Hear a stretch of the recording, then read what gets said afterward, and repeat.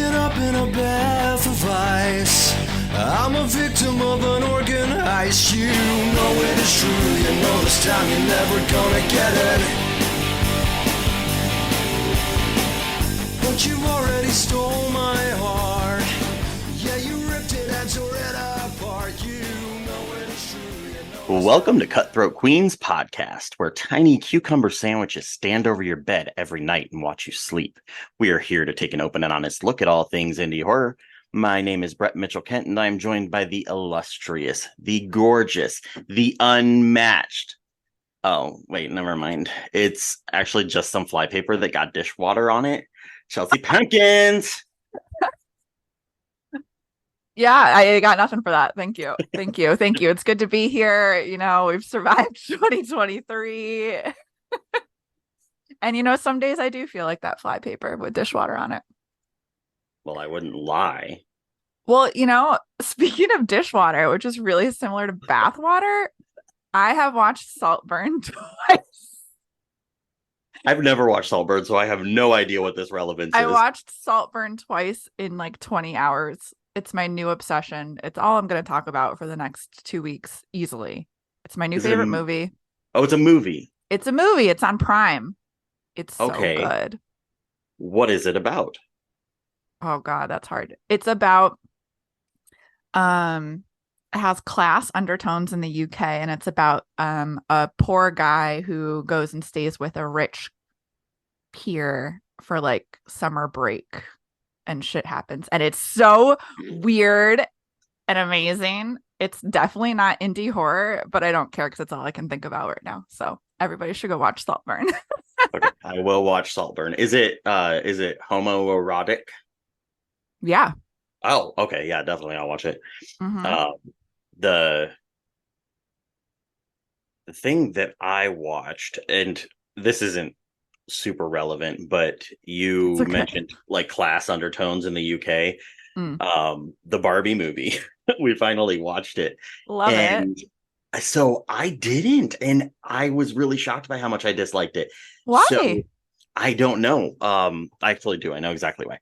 But one thing, the reason that this segue happened, which is actually super relevant, the main actress in my Big Fat Diary, whatever, what was that?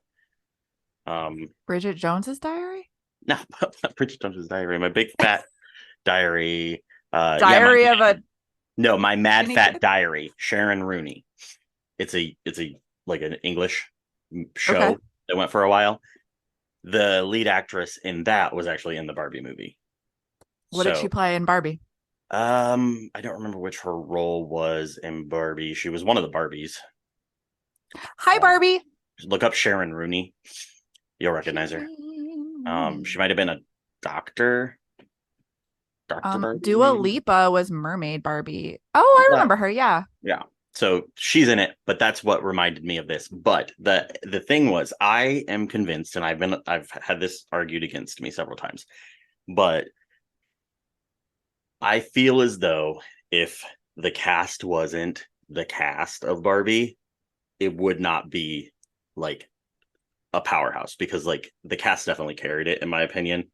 Like Margot Robbie can't make a bad movie, right? It's true.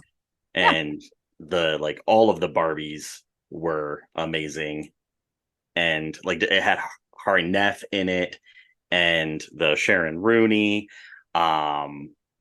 It had Issa Rae in it. So like if we weren't taking these powerhouse people, like if it had just normal people in it, I think that it would have been a lot more evident that there was like absolutely no plot and that Barbie as a character was completely useless. But how do you separate that from like it's like being like, this cake would have been good, or this cake would have been bad if I took out the sugar. And it's like, well, yeah, you don't make cake without sugar. Well, yeah, but you also need good writing to have a good movie. And like I feel like it was good. I felt like there was like no real plot, and there was no stake, because what's the stake that Barbie Land is going to become like real land? Like we didn't fix misogyny in the regular world. We just did it Listen, this in is the Mojo Dojo Casa House. Barbie world. Won't stand for this slander. I wasn't thrilled. I think that all of the cast did an amazing job portraying what they did in it, but I do think that Barbie was absolutely useless as a character. Everything that Well, happened, she's like typical Barbie, right? So she stereotypical, wasn't yeah. my favorite Barbie, but she did slay. But America Ferrera's character, like if she was the actual main character of this movie, I think it would have been a lot deeper. I was really annoyed. This is such a stupid rant. On one of the like dumb astrological Instagrams I follow, they assigned a sign. They assigned a Barbie for every sign, and I'm a Scorpio, and they assigned me the daughter. And I was like, that's not even a That's not Barbie. Barbie. I know. What? I got ripped off. That's even worse than being called like sticky flypaper. It's even worse. It's What was like Leo? I've I'm a never Leo. recovered. Oh, hang on, I'll look it up. So no, I don't think that I disliked the movie, but I think I could have liked the movie more if I liked the plot. You're gonna be so mad. Oh God, am I stereotypical Barbie? Yes. That checks out. That checks out. I mean, I tell everybody I'm not a hero, so we're not. Oh my Because I would God. not be the one solving these problems. That's amazing. I love that that's you. That's fucking hilarious. I think you should give it a second watch. And I won't try to convince you that you like the writing when you don't, but there's so many really cool like film homages and details worked into it. No, And listen. So something that I do all the time is when I no. was a kid, the movie Gotta Kick It Up was on Disney with America Ferrera. Okay. And so ever since I was probably early teens, I've always done that si se puede thing because they do that in the movie, and they did it in this as a like an Yes. homage. Her husband said it, and it's that I died. I even like It's when so I was yes. I had to pull it up and show my husband them doing it in the movie because he's lame and has never seen Gotta Kick It Up. I have not either, but that's awesome. Well, that Anyway, checks. there's like a million of those, and the more I watch it, the more I find them. Well, maybe I'll give it another twirl. Have a couple of high noons and kick back and just enjoy the show, Brett. Something that I read that I really enjoyed it, and it harkens back to a past episode, is that I was able to read an advanced copy of the Desert Island game by Kat Velour Ooh. this month, and it's so wonderful. It follows a sapphic couple on a desert island, and it is like after it's kind of like immediately post-apocalyptic, and it's actually just a complete mind fuck from like A to Z, and it never stops. So read it. I would devote some time to just sit down because I'm not going to want to put it down. Okay. It's short. It's a novella, so you can do that, but you're not going to want to put it down because it's hard to explain. And it's called The Desert Island Game. The Desert Island Game. Yes. That sounds really fun. Is it that are they on an island, or are they playing that like if you had to take one thing, what would it be? No, they are on an island after the apocalypse. Apocalyptic. That's a RuPaul's Drag Race. Cool. But it's really, really neat. Oh, I should probably mention that the Desert Island Game, it harkens back to 2 previous episodes because it's written by Kat Velour, but it's also being published by Slashic Horror Press, and we had them on for our Pride episode all the way back in June. It releases on January 15th, 2024. We are insanely thankful for the fact that we have been able to do this for an entire year at this point. This episode kicked off. Did we drop it in December or January? I don't remember. Episode 0. Oh, let me look. Not relevant because we're doing it now either way. So we want to thank the listeners that we have that have followed us through all the way to this space. And we are doing a small exclusive little giveaway. So we will share more about what you win, but it'll be obviously Cutthroat Queens slash indie horror adjacent, and it is available for anybody in the continental United States that listens to the show. So what we need from you to show us that you have listened is to go either onto Twitter, now X, and quote tweet your favorite episode and just tell us your favorite moment from the last year Cutthroat Queens, and include the phrase "you are welcome," or you can just say "tub of mayo." It's so either "you are welcome" or "tub of mayo." They're both near and dear to our hearts. Or if you're not doing the Twitter X thing anymore, you can just shoot us an email at cutthroatqueenspodcast@gmail.com and just say all of the reasons why. All of them, at least 10. All of them, yeah. Well, I was going to say all the reasons why I'm just like the prettiest, but I guess we can say all of the things or your favorite moment from the last year. Yes, just give us one favorite moment and you will be entered a random drawing.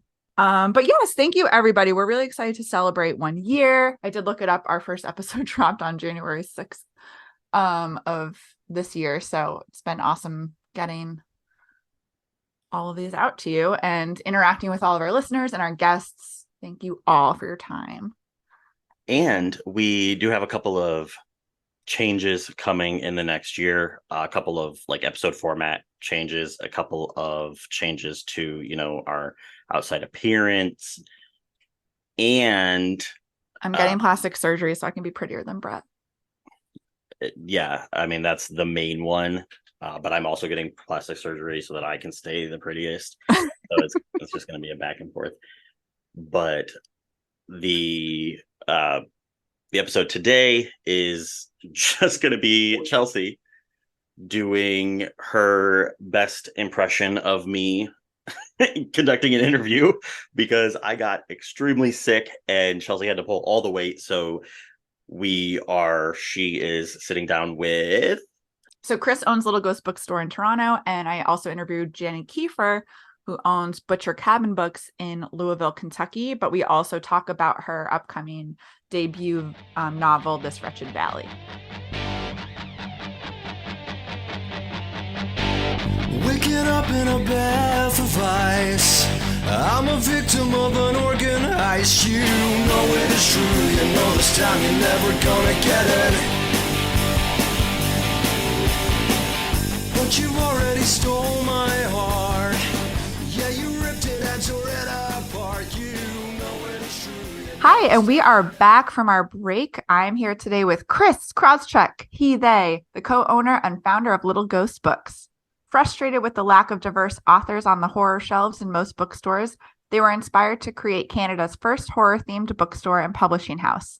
They're deeply invested in creating spaces in which queer and trans, POC, femme, and other folks on the margins can feel safe and connected with their community. Welcome, Chris. Hi. Thanks for joining us. Your mission is perfectly aligned with what we try to do on this podcast. Yeah, it's exciting. Awesome. So your bio kind of covered a little bit about the thought behind Little Ghosts, but can you tell us a little bit more? Like, tell us about your bookstore, your elevator pitch. So Little Ghosts Bookstore is a very cute and very queer bookstore in downtown Toronto. It is very nicely designed and very comfy to be in, and then has the most horrible shit you could possibly read on the shelves. It's lovely. That's awesome. And so like the mission is really to kind of uplift all of these typically marginalized creators. Am I getting that right? Yeah, it's just mostly that if you went to a bookstore, and regardless of if you're in Canada or somewhere else, you probably have seen the horror section, and you have seen, our favorite boys, like the Stephen Kings, the Kuntzes, the Peter Straubs. Nothing wrong with that, but you don't see anything else. And there are so many great people making just the worst things you could ever read, and interesting metaphors and fun, gory stuff. And there's so much more to horror than was being represented on bookstore shelves. So I'm trying to build that. I mean, so far it seems like you are doing it successfully. So congrats on that. And I was super lucky to visit your store. It was super early in your opening, before I was like familiar with you or the managers, like just from social media. But I saw that it was opening and I had a work trip to Toronto and I was like, I'm going to this bookstore. That is my only tourist attraction that I need to get done. And it was a lovely experience. So thank you for that. Oh, yeah, no problem. People luckily have nothing but very shining things to say about how, friendly the staff are, and how nice it is to be there. That's really lovely to hear every time. Yes. So thank you. And the diverse, like you said, like just the amount and diversity of horror that you stock is, as a horror reader, you walk in and your eyes just like burst out because it's so exciting. Yeah, we have quite a few people struggling to keep their little purchase pile under control. I don't mean to brag, but I dropped a pretty penny. Yes, people do, and I'm always like, thank you so much. And they're like, I just won't be able to find this when I get home. And I'm like, yeah, that is the goal, isn't it? So can you talk to us about what it took to get your store up and running? Oh gosh. I mean, so I used to mentor at a nonprofit that helped people sort of like business plan for their potential business idea. And it was very fun, but I always told my students I was mentoring that it takes everything. So you better love it. You won't sleep, you won't eat, you'll only live, breathe what you're doing, blood, sweat, tears. But I opened Little Ghost, and this is kind of like a Canadian thing maybe, but we experienced many a complete and utter lockdown during the past few years, during the like height of COVID. So we just had another winter lockdown, which I think was our third, but our sixth overall, where it was like, don't leave your house, don't look at your neighbor, don't go outside. Oh, wow. Yeah. And so we were in what wound up being the final lockdown. And I think I just like lost my mind. I'd been reading nothing but horror, but getting it delivered often from like Barnes and Noble and stuff, because no one here had what I was looking to read. And so I had amassed quite the catalog and like quite the interesting way of getting things. I was like emailing presses and asking for their whole catalog, Tenebros, any indies who had a bunch of authors that I wanted work from. I would try and make an order big enough that justified the shipping to Canada. Yes. Oh my God. And talking to just like fellow Canadian friends, like that is such a barrier to reading. I'm so happy your store exists now. Yeah. Well, it was a huge thing. So I was like doing this the whole time, and then we got locked in again. And I was like filled with like the desire to like, I can't do this like hopeless thing anymore. Like I have to build something. And like what I had in front of me by year 3 was basically a catalog. Like I had all these like people I could call to get books. And I was like, I think I could stock like a whole store. That's amazing. Also, your house must have been like a hoarder situation. I mean, I have that same winter, I did a massive like reorganization of our bookshelves, because I've built these like enormous build-ins that are like pipe fittings that sit above our couch and desk. Oh my gosh. Because I can't use the floor space. Like I live in Toronto, I have no floor space. So they have to live like above the couch to the ceiling. And they're full. I don't know what to tell you. And this has not made it better at all. Like You're like, I was supposed to be able to put all my books in this store, not and come I home did. with more. No, yeah, I'm always home with more. So Okay, well, wait, quick tangent. How do you organize your bookshelf? Do you do it alphabetically, by author? Do you do it by color? Some people are like into the color thing. I mean, this is getting to be a high fidelity type situation. I'm trying desperately not to be that guy, but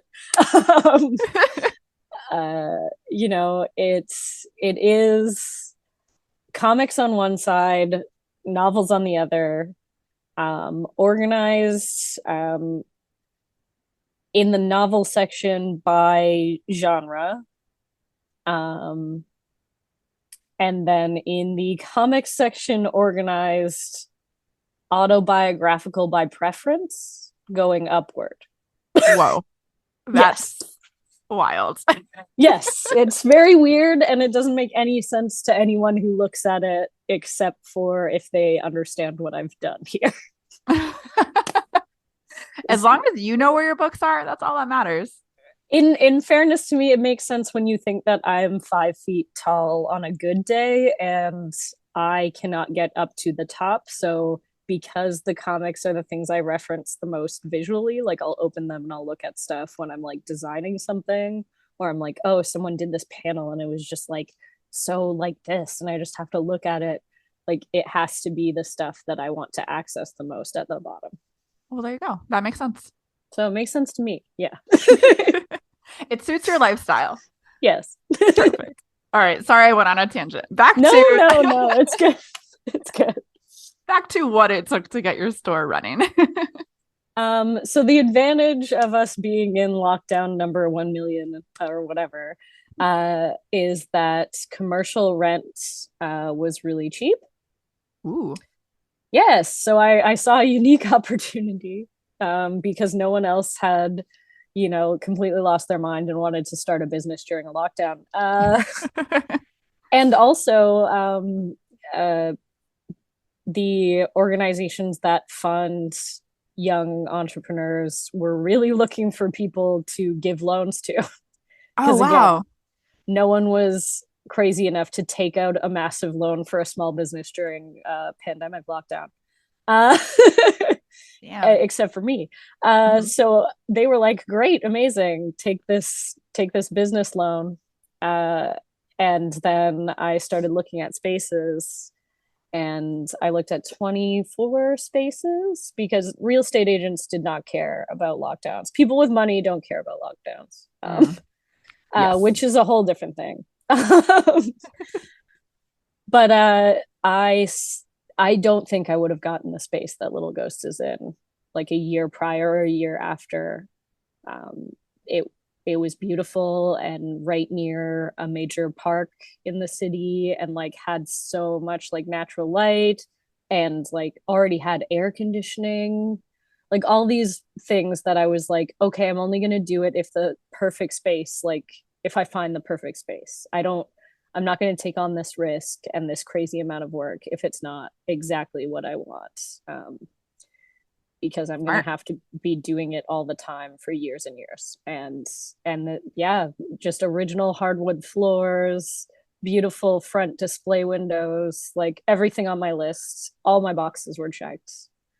And you have like a coffee shop in the bookstore itself. Was that part of the like construction already, or did you put that in?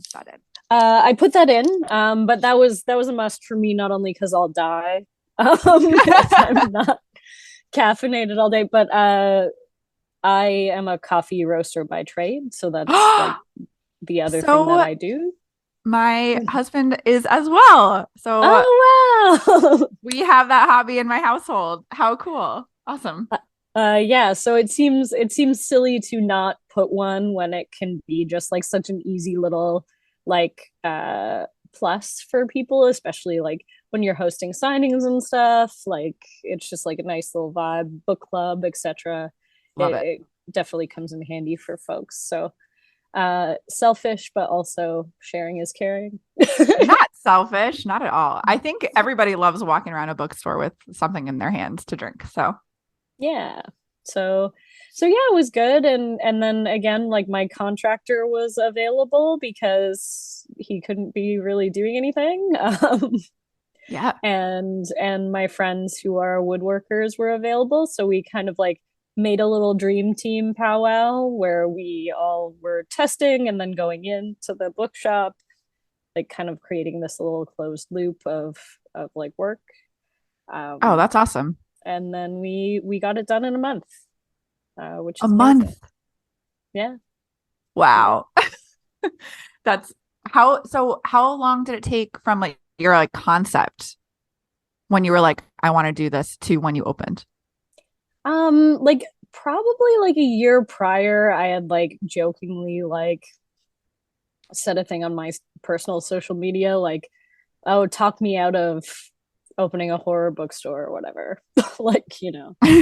And it was just kind of like a silly want, like maybe someday that's a thing that I would like. And then, like I said, it kind of lived in there, and then like the world happened the way it did, and I was just like, you know what, like we could all die, I don't know, I'd better do it before I can't anymore or whatever. Yeah, you definitely made like lemonade out of some COVID lemons. yeah, exactly. And I definitely had that too, I think, like the very unique like feelings of like watching the death tolls rise, and like watching people like kind of like lose the opportunity to do what they wanted to do. Like my grandmother, like it definitely aged her a lot.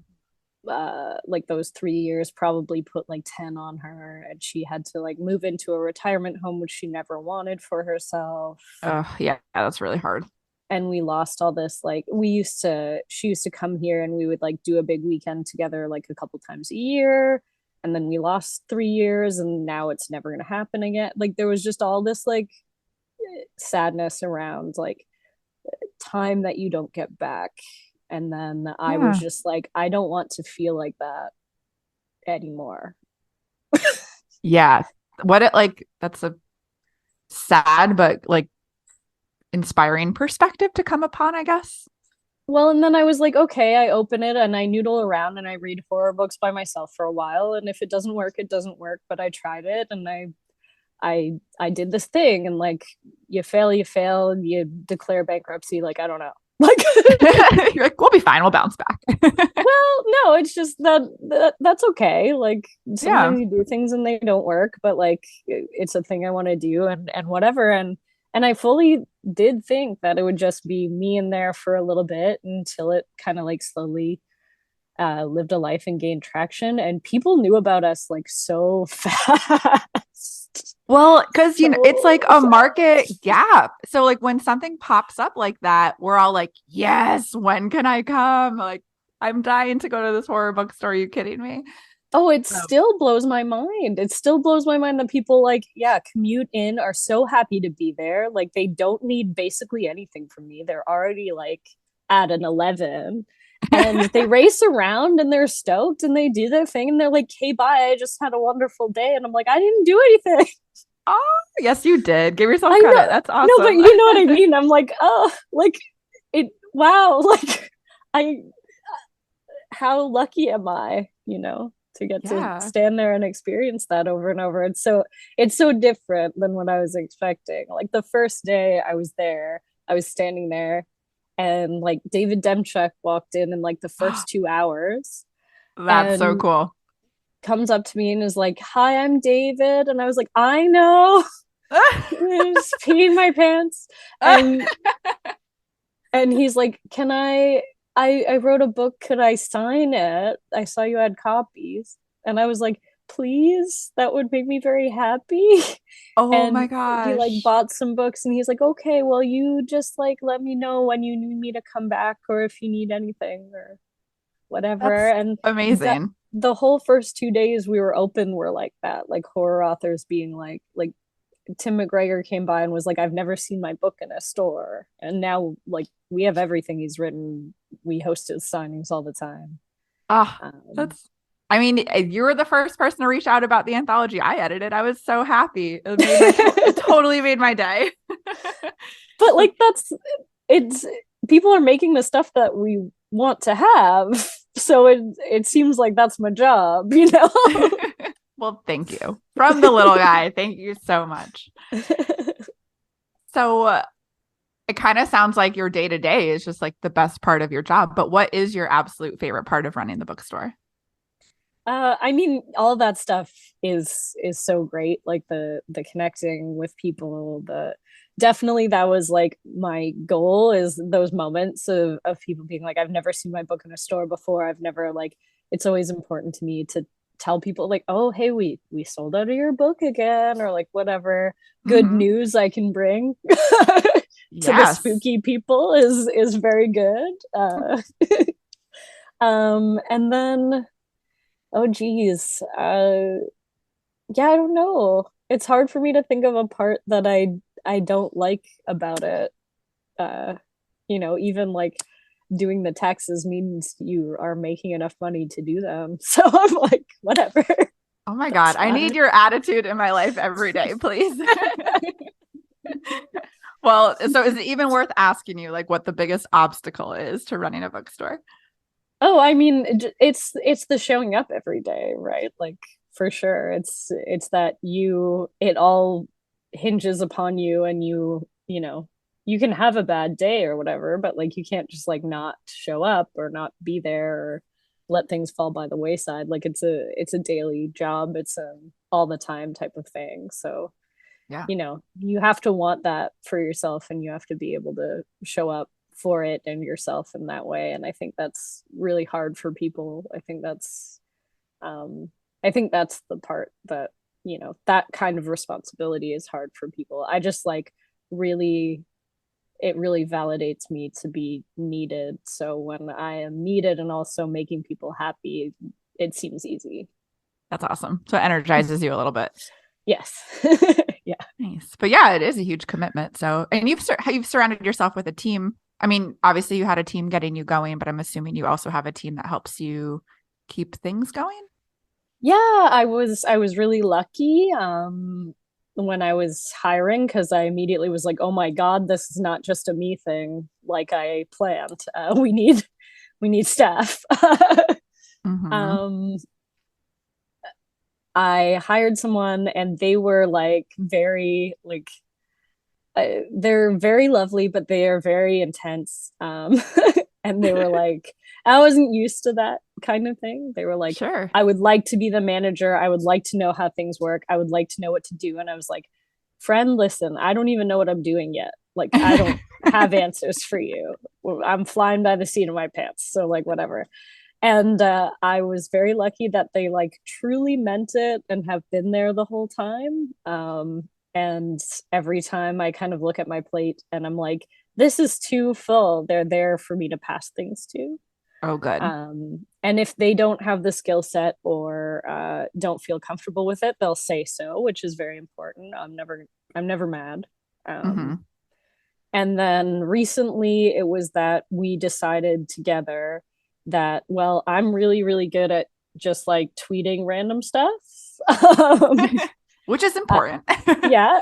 Like neither one of us was like keeping up with like the like broader social media that you kind of need in order to engage in today's world. Like I don't TikTok. I don't know what that is. And yeah. like I feel and I can Instagram about new books and take the cute pictures on like the bookshop ladder, but other than that I don't really know what to do. So we like brought in someone to just like film stuff for a couple hours a week, and that's been really good because she also comes in and is like really excited. She's like got all her gear and she's like, you guys got so many cool books this week, you guys published a thing, you guys got this, okay, like stand here, do this, like we're so excited to be here. And like that's a nice energy, because sometimes I am very, like, I just worked like 80 hours and I'm very tired. It's nice too, because like when you're so in the thick of it, you probably lose sight of all the things you've accomplished. So to have somebody outside kind of come in and point them all out to you must be a good feeling.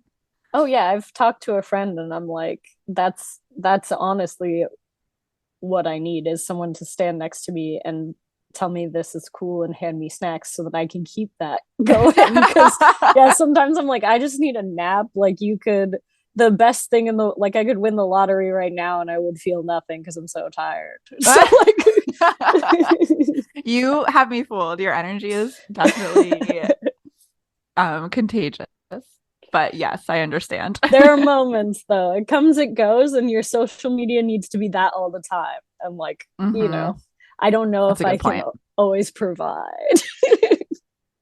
So it's a really nice good skill set to offload.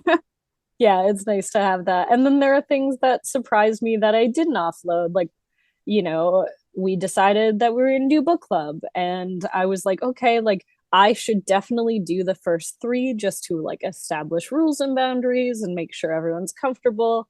And then like I'll give it to someone who's more extroverted than me. Cause like I definitely like am faking it. I prefer to like be reading a book all the time. But then I hosted 3 times and I just loved the cute vibe of it and how excited everyone was and all the insights about the books and people bringing stuff to the table that like I didn't think about while I was reading it. And now I'm like, you can pry book club out of my cold dead hand.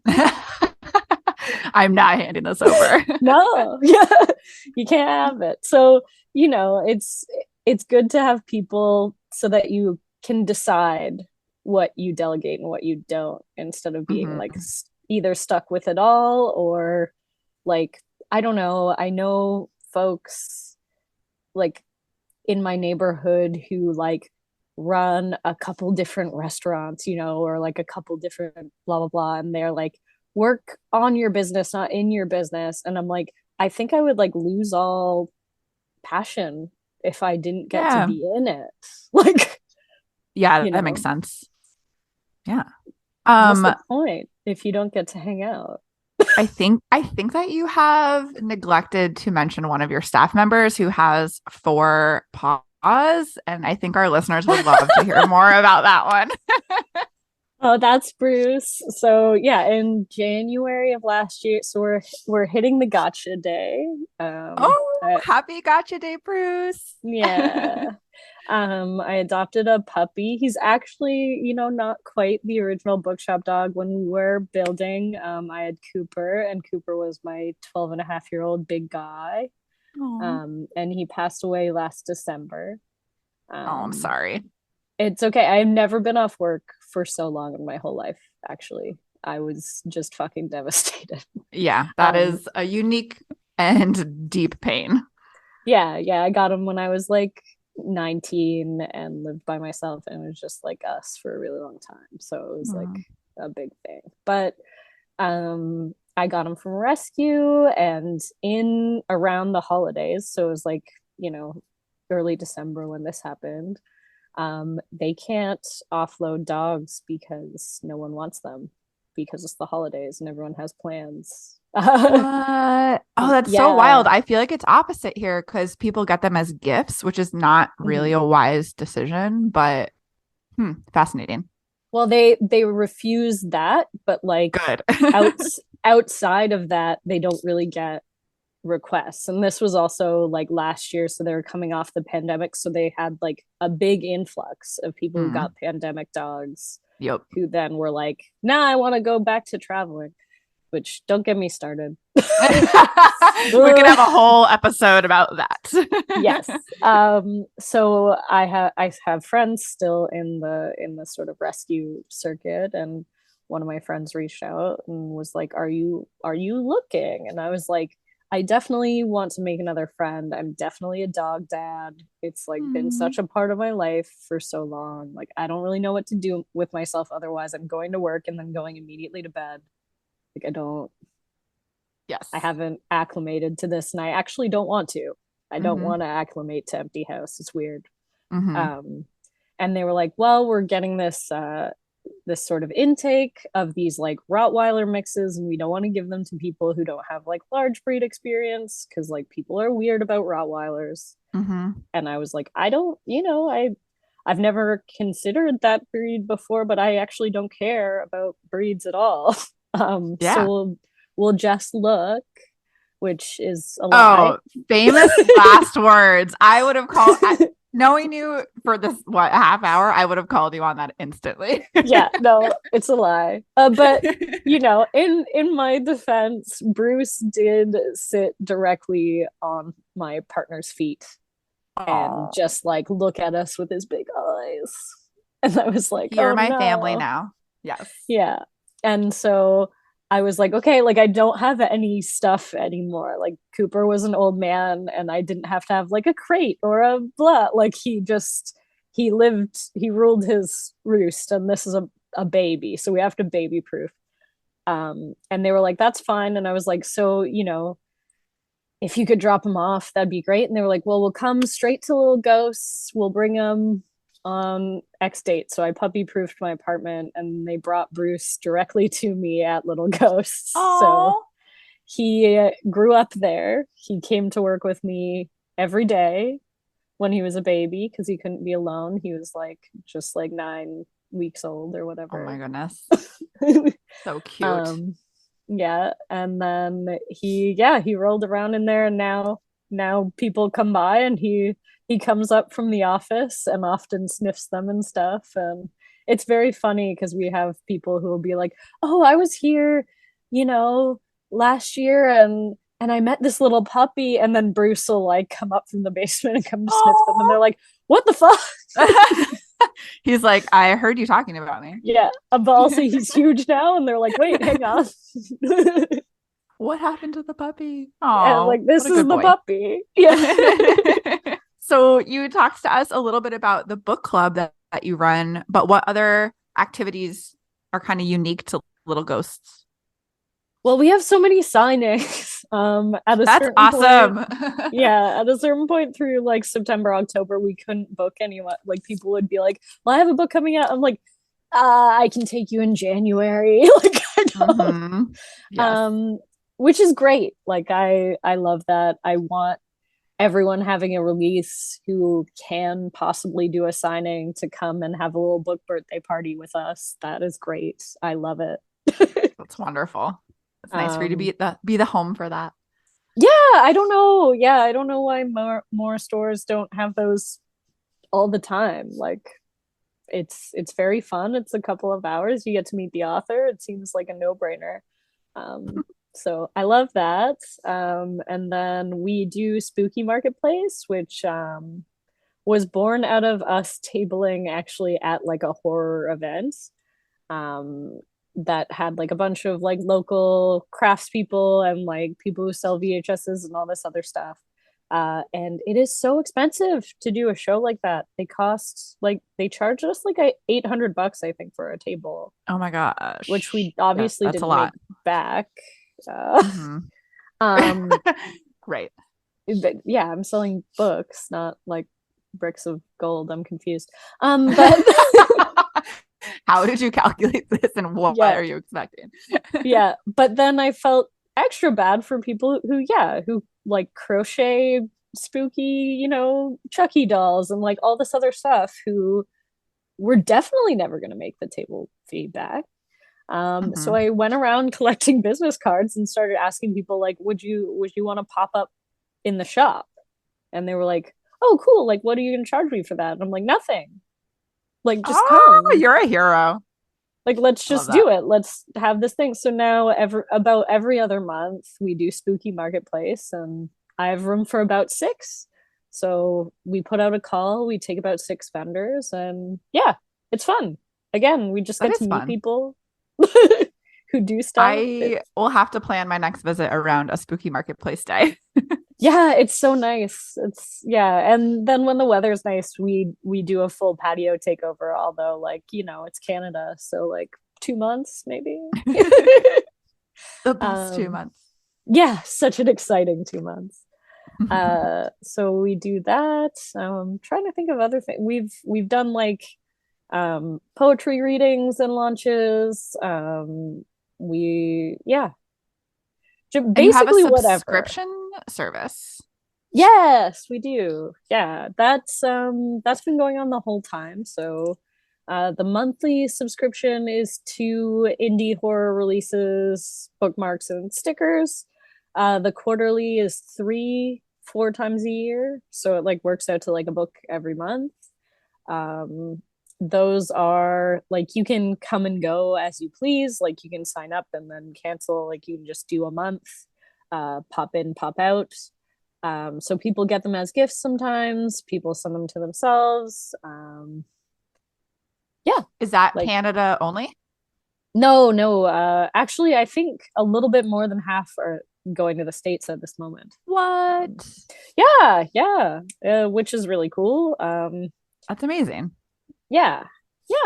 It's fun. It just gives me like a little bit of extra purchasing power as well. So like I can reach out to the presses and place my pre-order in advance and get the copies like right away. So like whatever you're getting is like a new release book, like extremely new release. And that also cuts down on the amount of people who might get something they already have.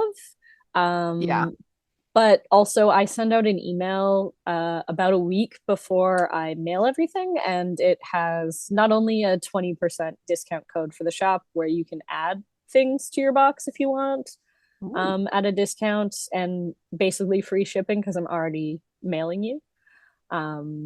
But it also has the ability to swap. So if you did happen to get an ARC of something, because I know those go out, you can switch it out for anything in the store.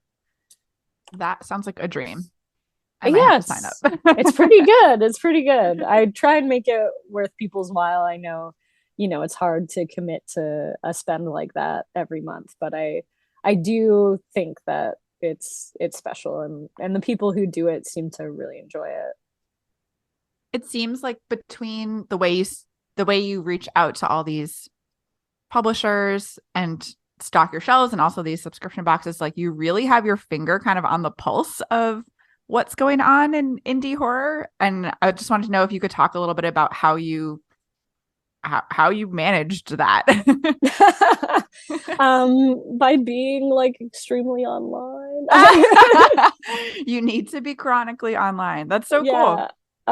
But also like, the distributors, the bigger ones, will send you catalogs in advance, and in our case, because we are so like loud and proud about what we do, they only send me horror releases now, which is good. Every now and then I get an ARC in the mail and I'm like, what? This is just like a soft, cozy mystery. Like, sorry. I don't know. Get the fuck out. What is this?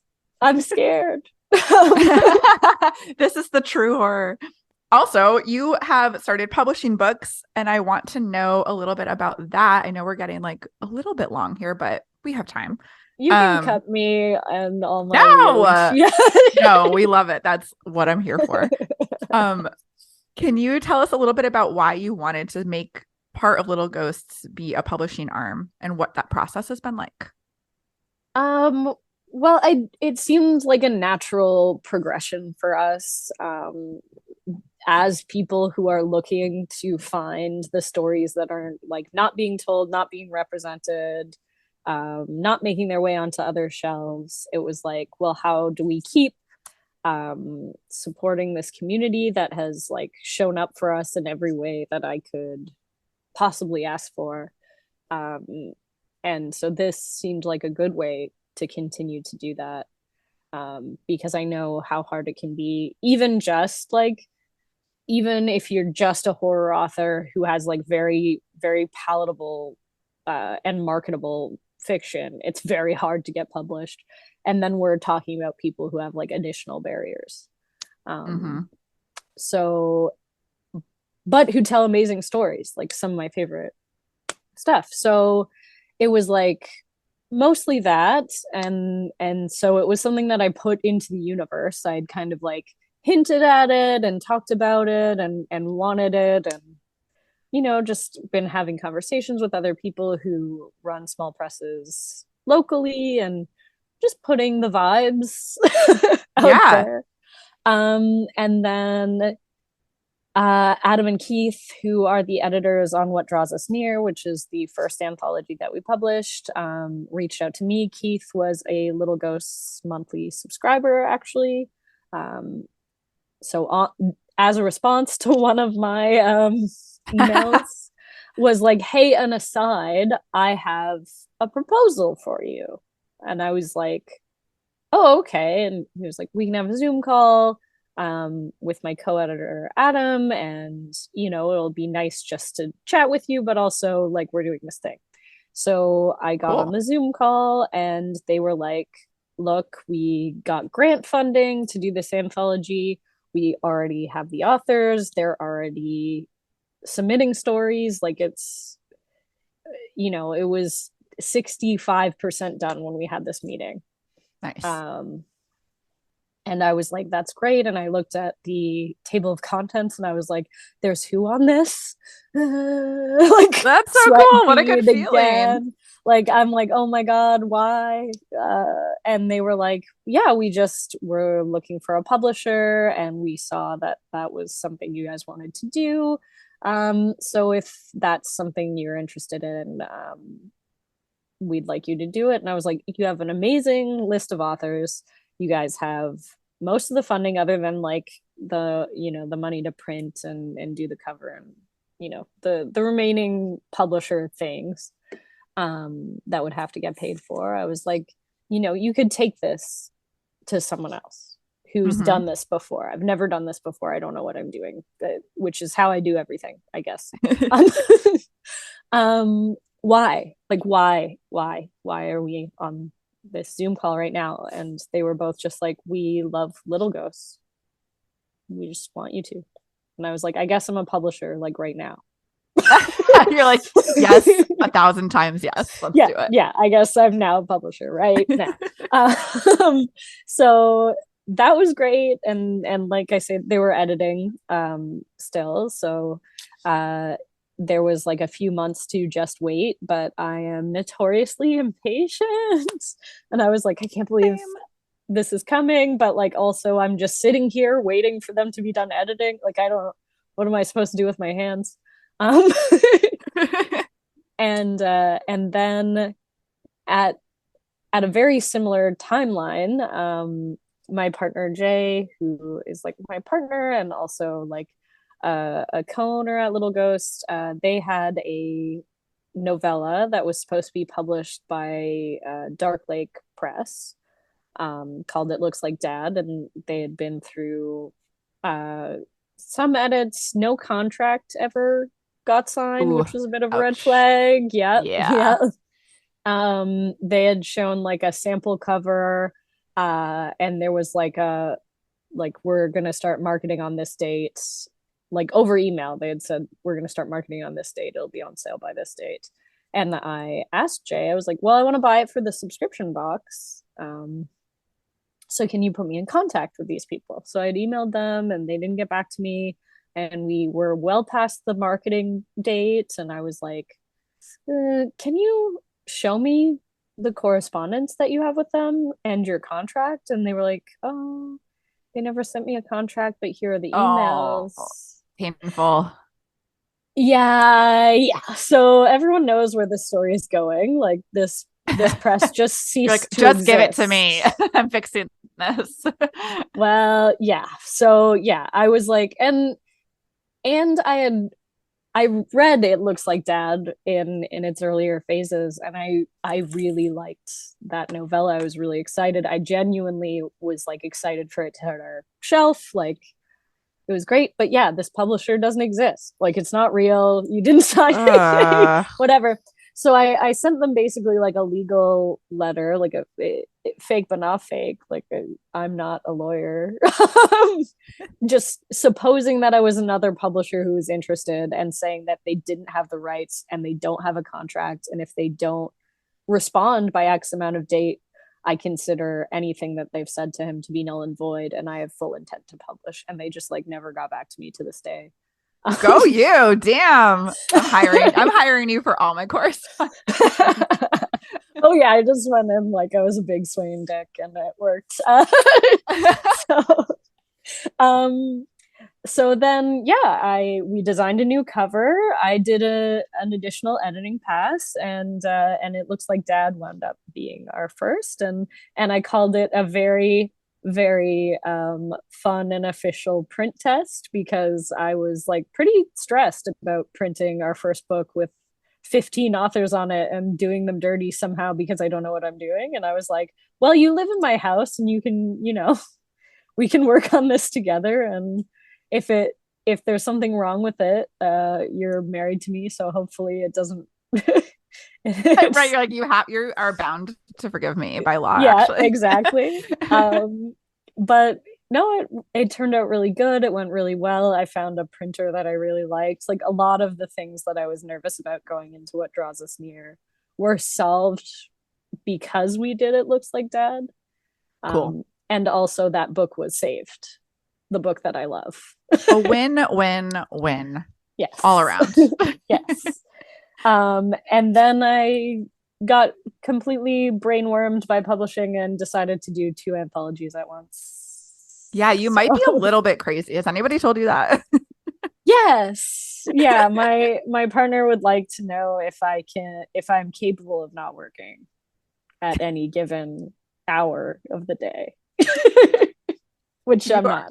You're the right brand of crazy, though. Yes. In it for all the good reasons. I love it. But yeah, go ahead. Sorry. Those were a blast, and you kind of already know that because you're in one of them. Yeah, me and Brett. This is our first book that we both are in together, so we were like extra so excited about it. Nice. I actually was so like touched by how many people like submitted together, like writing groups who like everyone kind of like submitted a pitch. Like, yes, very cool, very cute, very exciting. Yes.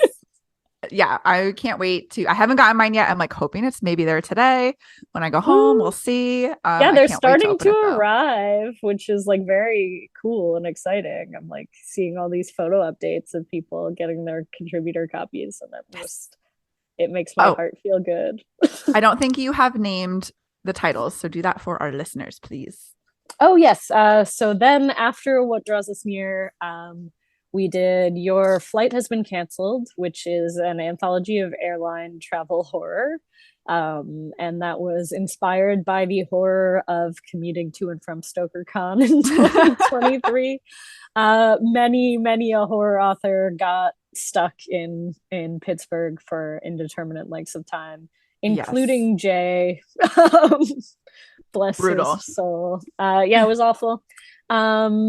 So I would like to tell everyone also that Air Canada did pay a portion of that print cost, because they did owe us $2,500 for the 48 hours they stranded Jay with no food and no lodging. Oh my God. A true nightmare. Was it worth it? Well, we got this book out of it. So you're like, well, it wasn't me.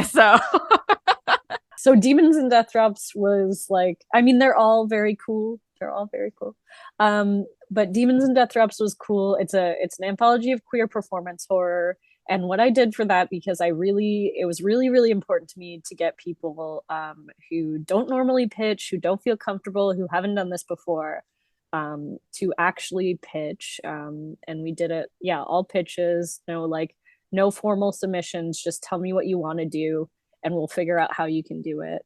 And it included illustrations, poetry, short stories, like whatever you want that is queer performance horror. We'll figure out how to incorporate it into this anthology.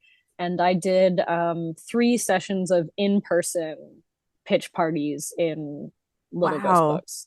So we had them publicly available, and I sat like on the back patios this summer, and people just came and would like sit with me and be like, I've never done this before, but like I'm thinking that I want to illustrate something like this, or I'm thinking that I want to do something like that. And I would walk them through it, and then I would be like, okay, so distilled down, the elevator pitch for this is this. If you email that to me, I'm nearly going to promise you that like it will be accepted, and we will go to editorial, and I will work with you for weeks to get you something that you're happy with to put in this anthology. Wow. Like that's such a unique process. And even like as a writer, sometimes I have an idea and then the final product really kind of comes out looking nothing like what I would have pitched. So how do you manage that as the editor? Yeah, it was tough. I think that there was just a lot. I knew there was going to be a lot of one-on-one working through it. But again, like the premise for this, what I wanted for this was to really uplift like first time submitters and authors. So I felt like this was the best way to provide enough support to do that.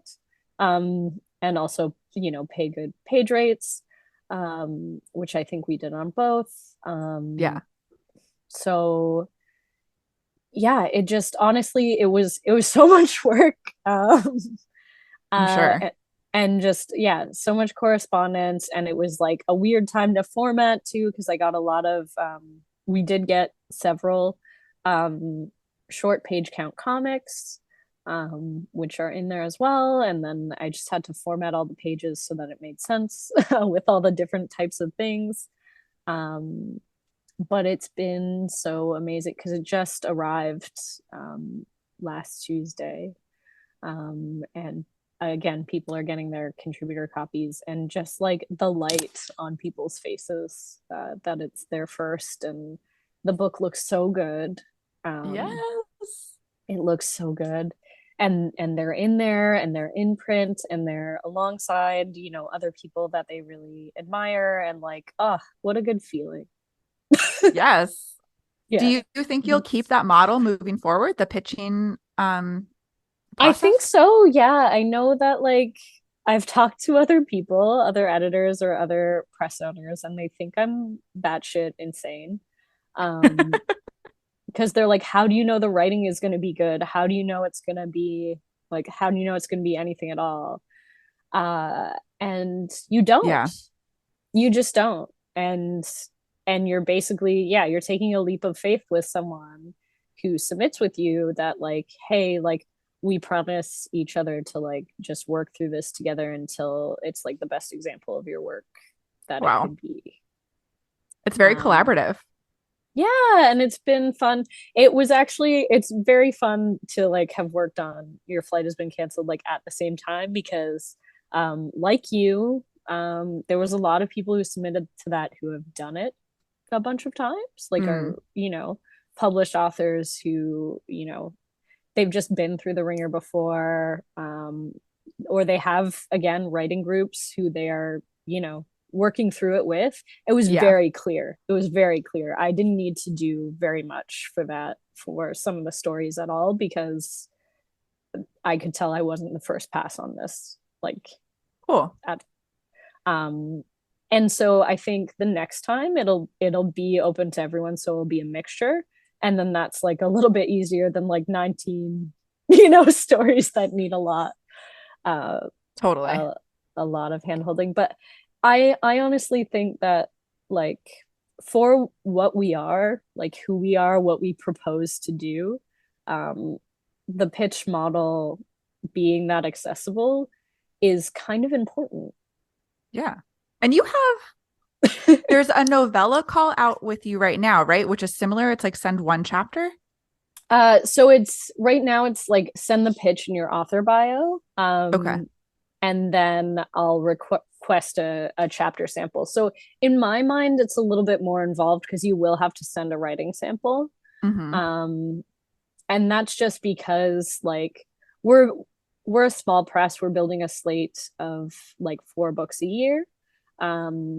And so it's just kind of like curating what we want that to look like, and like sort of who we want to work with and what type of thing we want to like I'm building the little ghost mixtape basically for the year. Yes, I'm that's deciding so fun.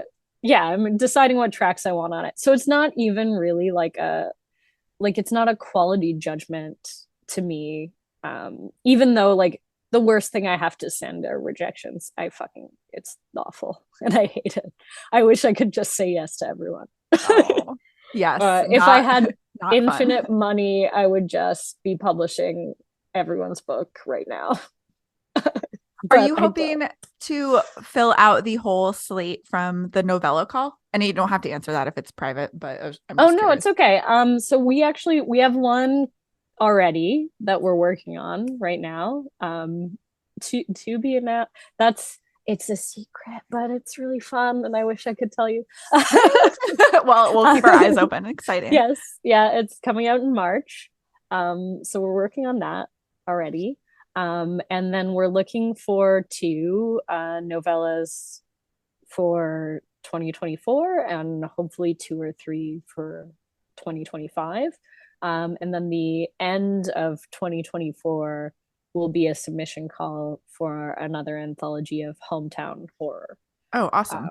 So the 4 this year are the one that's already here, 2 novellas to be determined, and the anthology that will come. And then the next year we'll do 2 novellas, another anthology, and hopefully a full-length novel. Though I feel like that's like kind of like the, we made it, like we took someone's like baby, Oh, yes. Like, a novel is like, yeah, so there's still some fine details that I want to figure out before I take someone's novel. Like, I want to have better eyes on distribution for everybody. I want to have like cleaner contracts. I want to make sure everyone's happy with the amount of royalties they're getting from the novellas that we're going to publish. Like, we'll kind of like see how that goes. And I just don't want anyone to ever be in a position where they feel like they were not paid properly or well or on time with us. Like, that horrifies me. Yeah. Yeah, and it happens way too often. For sure. So like, I again, like, Little Ghosts has a certain trust and promise attached, and I always want to honor what we've been doing. So this is like the perfect episode to have at the end of this year, because you're so like goal oriented and like and you have these like long-term plans. It's like I'm sitting here being like, I need to establish some New Year's resolutions. It's like very inspiring.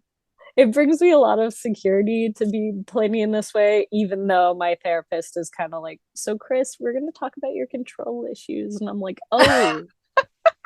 You're like, wait, I thought that was my superpower. Yeah, I've never heard it's a problem. Yeah, I've never heard it framed that way, Brandy. I don't know if I like that. Let's walk that back. Actually. Yeah, put that back in the box. Oh my gosh. But I think it's good, and it's like I try not to promise too much too quickly. So like, in my heart, right? Like, I want to be like, next year we'll do 6, but I'm like, I know how much work 4 was. Like, let's say 4. If we somehow, like, this year my goal was 3 and we did 4, if something happens and we have more capacity, like, that's great. But like, I feel like your future is very bright, so I hope that you feel that way too. I feel more seen than I have, I think, in my whole life, which is very weird. Let's like, take that back to Brandy. Listen, Brandy. yeah. And like, we're doing fine. It's also the first space that I've ever been in where like I came out as trans like during the pandemic, so it was like the first time that people like addressed me as I am, and like, so it's just all those things where it's like I feel like when people approach Little Ghosts and approach me, they really are doing that. And when they are receiving me well and saying nice things about me, that they're saying them about me. And that's so lovely. It sounds very grounding to be able to like enter a new endeavor fully as yourself. Yeah, and to again be received that way, and to have it be so positive. Like, I did not expect it, but I hope I'm worthy of it every day. Great. You can find us at Little Ghost Boo on Twitter or X or whatever we're calling this thing now. We're also on Blue Sky at Little Ghost Books. We're on Instagram at Little Ghost Books. We are on TikTok at Little Ghost Books, and like I said, we're making all sorts of silly things on there now, trying trying to figure out what that is. Keep up with that. Yeah, it's so hard. Oh my God, I know. But like, you know, it's nice. We're just a bunch of weirdos who are like, okay, let's make a silly video. And like, Yes. we got lots of ghost props. We got the 12-foot skeleton. There's things to film. We're doing okay. You can find our website at littleghostbooks.com, where we have our subscription links. We have a full events calendar. We have our submission call. We have all of our merch, which also, like, I draw all of our merch, which has been like a very fun thing. So yeah, that's been fun. Obviously we have the book we have upcoming that will come out in March will be launched at Ghoulish Festival. So we will be in Texas in March for Ghoulish, which is really exciting. Yes. It'll be my first vending outside of Canada. Well, thank you again so much. This has been the best conversation. And yeah, stay tuned, and we will be bringing another bookstore owner on to talk about Butcher Cabin books, but also to hear about Jenny Kiefer's upcoming novel, This Wretched Valley. So thank you, Chris. It's so exciting. Yes. The novel's so good. I read it. It's so good. Me too. Wait, hang on. Let me stop recording and we can go.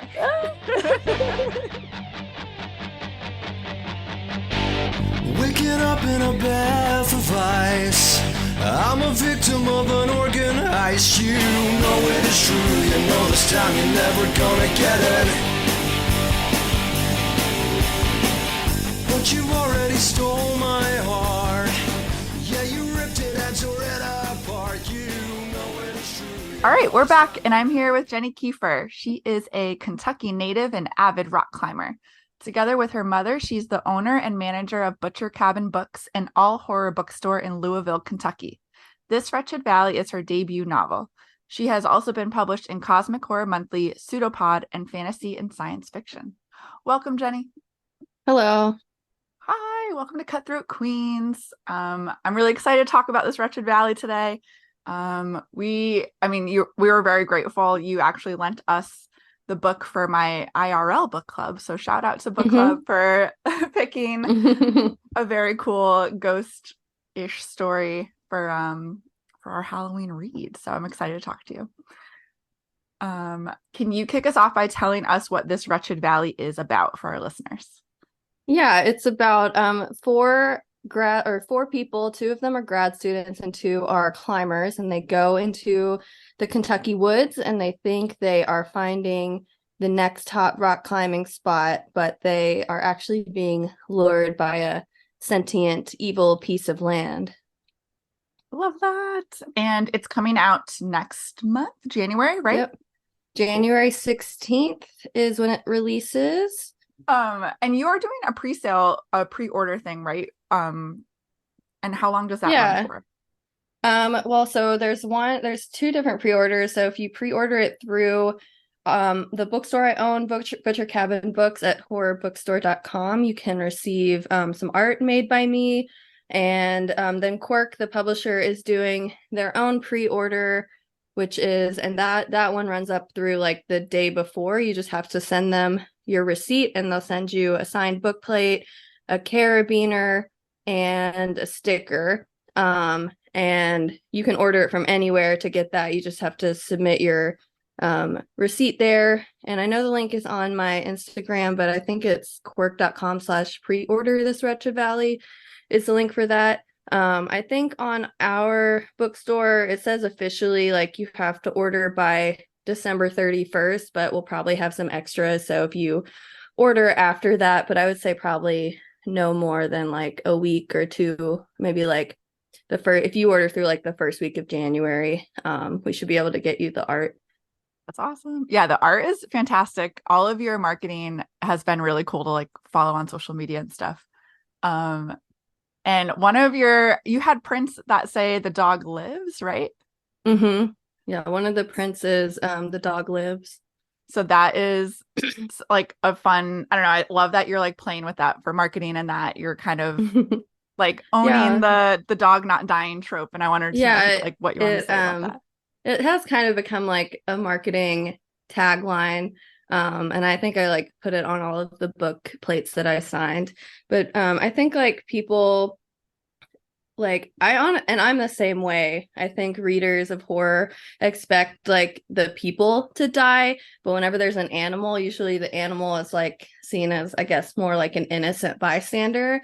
And for whatever reason, I guess, and I said I'm the same way. I feel like I worry more about the animals, or I care more about the animals' survival almost than the human survival. And yeah, so I think when I was first writing it, or the first draft of it, I think it was like a little bit more ambiguous whether the dog lived or not. And one of my beta readers, who I'll shout out here, is CB Jones, he said, I think the dog should live, and I think you should like actually call out that it does. And so so I think I added like, it's not even like a big reveal, it's just like a couple lines at the end that reveal that like the dog is found alive. And I think like all animals who are named will always live in my books because they are innocent bystanders. And but I think like I had a couple, it sort of started when there were like some early readers of the book who kept saying like, oh, I was really worried about Slade the whole time. And so I was like, okay, well, maybe we can sort of make this into a marketing thing so people don't have to worry. The dog does live. And it's like, a lot of people would say like, oh, that's such a spoiler, but it wasn't. I don't know. Like, there's so much going on in that book that I didn't find that to be like ruining any sort of plot line. And like, it's a little comforting, like while you're reading. Yeah. And like the dog kind of runs away, or it sort of disappears from the story pretty early. Yeah, for sure. And it's almost like a little nice, at least seeing all the marketing, like being like, okay, well, I know he's alive, so I don't have to worry. Yeah, like you said, I don't have to worry. We can take that off the table. We can move on. But I love that. And this Wretched Valley, I thought you did a really good job at like juggling not only multiple points of view, which is like, I love when books are formatted that way, but you also threw in so many different timelines, and you integrated them like in such a seamless way. And I was curious how those factors either fit into your writing process or changed your writing process, or I don't know how you did it all. Yeah. So when I was starting the project, it sort of started with like this idea, just sort of started with like, how can I put rock climbing into a story? And then my friend and I, before COVID and stuff, and everybody like moved away after, but before that, we would, every election day, we would vote, and then we would drive to Red River Gorge and we would go climbing. And on one of those drives, he was talking about LiDAR, which is used in the book for sort of like as a very like brief moment at the beginning. But he was saying that he wanted to actually use that to find like undeveloped rock spots. And so I asked him, like, can I use that in a book? And he said, sure. So that's how they like sort of find the place. And that sort of spiraled into sort of, I'm always interested in like places that aren't quite what they seem. So that sort of spiraled into like, well, what if it scans something that's not actually there, which sort of spiraled into this idea of like a cursed area of land. And I guess to me, it's always more interesting if that cursed place is sort of just like ancient and has always been there. And it's not like something that, somebody specifically put a curse on the land, or it like had some inciting incident. It's always like scarier and creepier to me if there is no explanation and you can't do anything about it. It's just there and always has been. So once I sort of had that idea, I thought like, well, if it is this like ancient, cursed or haunted or evil land, then it has lured other people there. And so that sort of inspired those, what I call historical interludes, where we sort of jump back and see other times when other unfortunate people have entered the Wretched Valley. Yes. Were any of those timelines either inspired by like true people or true events? I mean, obviously like there's the Civil War, but other than that. Yeah. The general in the Civil War was like a real general, but I sort of just like took the name. I think so, like a lot of them are like very loose pieces based on history. So for like the Civil War, by that, when I was researching the Civil War part, I sort of had like, I had the location of Livingston and like where I thought the piece of land would sort of be. And so I looked up like Civil War battles, if there were any like nearby. Oh, and cool. sort of just like took names from that. But there was no like specific, like I think in the Civil War one, they're like Confederate are like taking Union soldiers to like sacrifice, but you know, there was never like any history that was like, yeah, and then these people kidnapped these other people. And then the Wilderness Road one was similar in that I sort of based it on this. There was like a religious group from Virginia who had been like really persecuted in Virginia, so they decided they would go into the new frontier of Kentucky. And I think the guy's name was Reverend Lewis, which is in the book. And they really did call it the Second Canaan. I don't know if that made it into the book or not, but so that like inspired a lot of like the Wilderness Road scene and some things that Clay sees. That's awesome. And I know that you are super into rock climbing yourself. It's in your acknowledgments, it's in your bio. We've talked about it. How did your passion for that sport inform this, besides kind of being like the inciting idea? Yeah, so it was really helpful having that background because I'm writing about people climbing. And granted, so in the book, the climber Dylan is doing what's called trad climbing or traditional climbing, and that's where there's like no gear on the wall. You're putting the gear, all of the safety gear up as you go, which I've never done that before, but I've seen people do it. And I've done lead climbing and sport climbing, and that's where you're on rock, but it's like there's permanent anchors in the wall, so you just have to like clip into those anchors, so you don't have to like put something into the rock and then clip your clip onto that and then clip the rope onto. So I've done like the safer version, but I've still, when I'm outside, I mostly gym climb, and when I'm outside I definitely feel like that sense of anxiety, because even with like the permanent anchors, things can still go wrong. You're pretty much in the woods, not super close to civilization. So if like there's an accident, it's going to take more time than if you're like in a gym setting to get to a hospital or get medical attention. Sometimes there's like rocks can become loose on the wall, like pieces of the wall can become loose and fall down. So it's just inherently more dangerous, even if you are climbing like the sport routes. And so for me, when I climb outside, it's like sort of pushing myself a little bit more. And I do feel like more, I don't want to say anxiety, but I do feel like more of like the fear of like doing it, or I feel like I'm really like pushing myself to try something that sort of scares me. I mean, I still do it, but it definitely like if I'm in a gym, I feel pretty chill and it's almost like meditative. But if I'm outside, it feels more like pushing myself. Yeah, and there's something too, like I've climbed as well. I haven't done it a lot since COVID, but same, like mostly gym climbing. I've been outside a few times, and I feel like there's something comforting about the gym. Like even on a hard route, you're like, well, another person set this, so I know like it can be done. But if you were trad climbing outside, like you have that anything could happen, because like maybe no one's done it before, which is like Dylan's whole goal. Yeah. But I thought the scene, especially where things initially go wrong, was like super realistic and like cringy. Oh, I was like, I mean, hitting your head. Yeah. Like, yeah. Anyway, Yeah. It was really effective, but I thought you did such a good job. Like sometimes when you're super close to a topic and you have to like explain it to people who might not be familiar with it, you can like kind of go into a lot of like exposition, and it might not come out super engaging, but I thought I thought you handled that really well. Yeah, I really wanted to get that balance right, where it was technical enough that it was accurate, but not so technical that people who, you know, had never climbed wouldn't understand what was going on.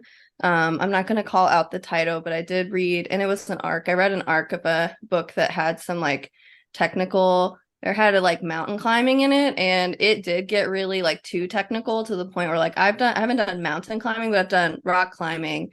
But it got to a point where like it got so technical that I couldn't even tell what was happening in the scene. And so that sort of like, and maybe they changed that between the arc and like the final copy, but that sort of helped me with that balance. And I think during the editing process, I did have to push back like slightly and say like, no, I don't really want to add more like in or more technical information, because I don't want to get too bogged down, because ultimately the story does have climbing, but that's only like a piece of the story. That's almost more like the inciting part of it that gets them there. You have a lot of like processes too, like I don't know, even having like is it called the still with like the moonshine, and then like I mean the body horror alone and like the anatomy that has to go into that, like did you have to do a lot of extra research on stuff like that as well? Yeah, I did do a lot of research for this book, but I kind of love researching. Like I read a whole book on the Wilderness Road, even though it ended up being like a maybe 2 to 4 pages in the whole book. But I really love researching, and I really love like sort of twisting that. And a lot of times it's like I feel like whenever I'm doing research, there's always like coincidences that add another layer of like, I guess, creepiness, or adds to the horror that I never would have known if I hadn't done that research. So for example, in the Wilderness Road research, the main like interlude is set, I think it's like 1792, and that was actually the coldest winter of Kentucky on record. And it was so cold that like in like actual fact, it was so cold that the sap would freeze in the trees at night, and they would like crack, and it would sound like shotguns. And almost, it said in the book, said almost all wildlife died that winter. And there was like I forget the word, but it was like some guy had come from Virginia to like plot out the lands and like, you know, make, I guess, a surveyor came from Virginia, and he got stuck in one of the settlements that winter. And they said when he came back, they did some bloodletting because they were into that at the time. And it said his blood was thick like tar. And that's God. like such a creepy, like horrific detail that I would have never like thought of myself. But so you worked it in very well. Yeah. No, that's so cool. I think like writers in general, it's if people knew how like the ratio of research that goes into like one word or one sentence, like they would be like, why are you doing this? But it makes it more fun and more like, I don't know, you uncover those like nuggets and stuff, which is really fun. Yeah. You also like managed to blend like supernatural horror, psychological horror, and body horror really effectively. And did you approach your novel knowing you were going to do that? Well, I feel like I put body horror into everything I write. I really feel like that's one of my strengths, and in future projects there will still be body horror, but I'm trying to, at least especially with short stories, trying to push myself to write, you know, a story that doesn't have body horror, because I think all of my published short stories have body horror. I'm like, okay, maybe I need to push myself to try something else. But I think like the body horror, I think, is like always going to be there, because that's just something I'm good at, and for whatever, even though it sounds maybe gross to people, I enjoy writing that. No, I am with you.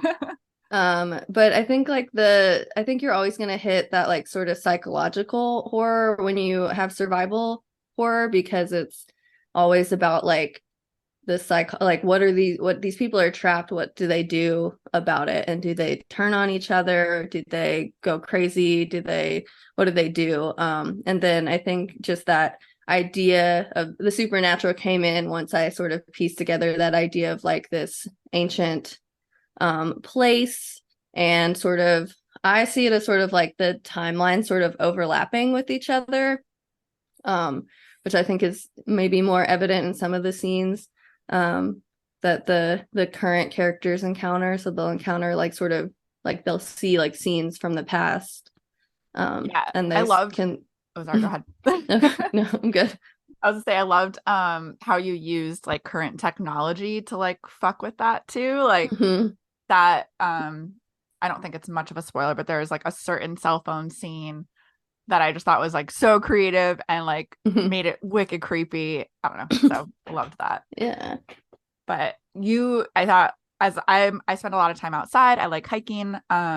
And you like really made some of that psychological stuff really creepy. Like the thought of hiking Mhm. with no sound at all. Like Mhm. I think people don't realize like how scary that would be. Yeah.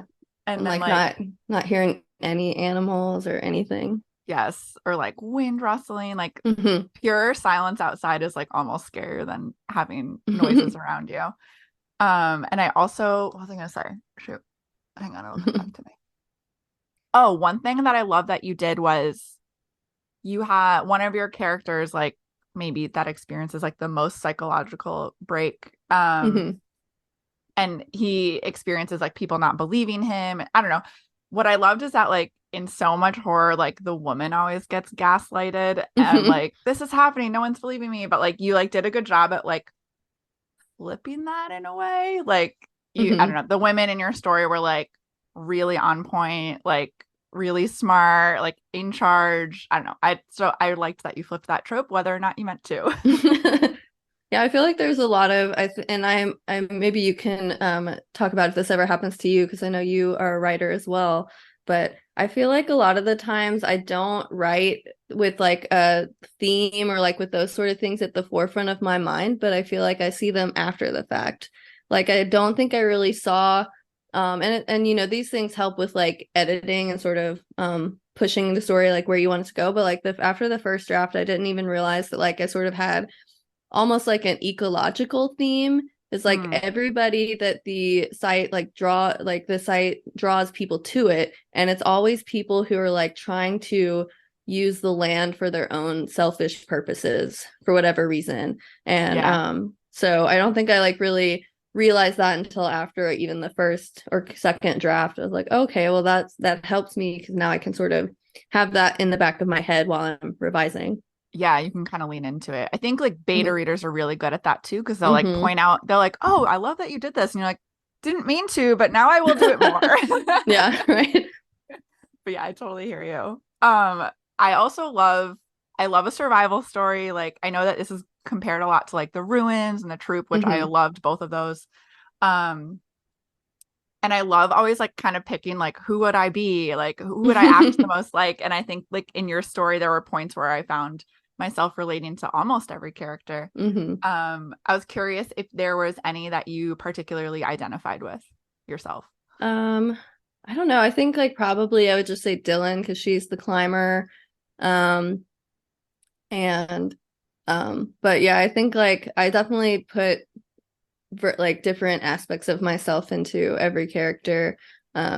Notably, and I've said this before in other interviews, but I really use horror to like channel my personal anxiety or like intrusive thoughts. So that is all throughout the book. Nice. Yeah, definitely a good way to work out work out all of our fears on the page. And then you also had a bit of a unique path to getting this published. Like I know that you went through Mhm. like a mentorship program and then like a pitch process. I was wondering if you could just tell us about that. Yeah, so I had a draft of this that I had finished in like middle of 2021. I was querying agents and I was getting a lot of good feedback in terms of I was getting a lot of full requests, but they weren't like going anywhere. I wasn't getting any offers. Hmm. And so I ended up being part of the last cohort of this, unfortunately, but there was a mentoring program called Pitch Wars, where it was also kind of like querying. So they had mentors, and you could pick 4 mentors to submit material, and it was like basically querying them. You submitted like a synopsis, the first chapter, and then I think basically a query letter to them. And if they liked it, they would again, like an agent, they would request more. So I think I had 2 of the 4 mentors that I selected like asked for the full thing, and then I was lucky enough to be picked by Cynthia Paleo. So she was my mentor, and so from like November through January 2021 to 2022, we worked together to edit it. And there was like 2 major things we did, and one was we worked to restructure the book. So originally it was more like The Ruins, where there was just like little scene breaks. So like each chapter had like all 4 points of view, and there would just be like a line break in between. And so it was like each chapter was sort of like, little sections. And so we changed it so that each chapter is in one single character's point of view. And then the other big change was we really worked to build up the emotional aspect of like the characters and what they're feeling, which I think is definitely one of my weaknesses. I think partly that is because I have a degree in creative writing, and I feel like during that program, it was just really hammered into my head, the show, don't tell. And so I think like and the way that I was taught in that program was like, instead of saying, instead of saying a character is angry, like show them balling their fists up. But I think sometimes like because people show emotions differently, sometimes it doesn't always read the way that like I would think I would describe a character doing something and I would say, think, oh, obviously that shows they're angry. But then another person who might not express anger that way wouldn't come across that way. So we were working to sort of balance that and build up the emotional aspect of the characters. And so I worked with her really closely. And then at the end of Pitch Wars, there was an agent showcase where basically you post like, it was like the title, there was like some metadata stuff, and then you posted like a small excerpt.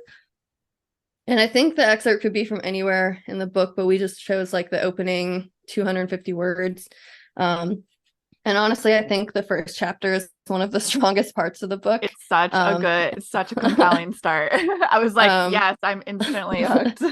And so it got a lot of, it got a lot of requests.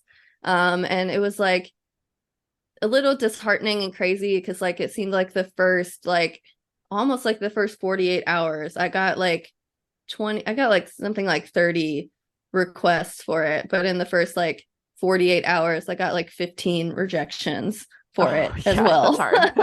So it was like, you're on top, you're like, oh my gosh, I got so many requests and stuff. And like Pitch Wars, I think what part of what was hard about the program was that the showcase was like public, so you could go and compare yourself to other people's like request rates and stuff. And so it was like exciting, and this is definitely like a personal problem for me that I still struggle with, but it's like sometimes I have trouble comparing myself with, and I think a lot of writers are like this, but I have a problem comparing myself and having like weird negative feelings if like someone else is succeeding.